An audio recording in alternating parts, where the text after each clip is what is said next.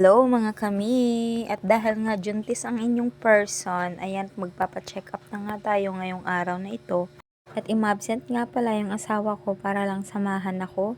At ayan, inaantay ko nga siya dun sa bahay, napakatagal.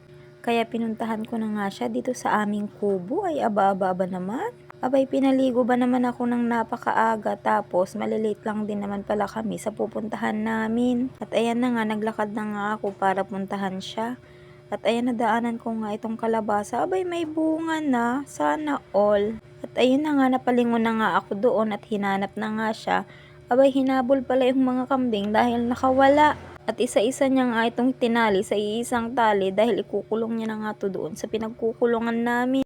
At ayan, ibinalitan niya nga sa akin na nanganak nga yung kambing ni mama ko. 2 ang anak. Ay wow! Kaso nga lang yung kambing ay nanghihina. Pero siguro ganyan talaga. Nauubusan siguro ng lakas. Para din naman palang tao eto. Pagkatapos niya nga nagwayway, dumaan na nga kami dito sa palengke at binilhan niya nga ako ng boy bawang dahil habang biyahe ay para meron akong kakainin dahil nga nasusuka nga ako pag wala nga akong ginangata. At eto na nga ay nakarating na nga kami dito sa Lakurum Lying in Clinic.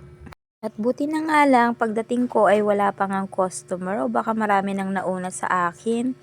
Kaya nga ako magpapacheck up ngayon para malaman ko talaga kung ilang weeks na yung anak ko.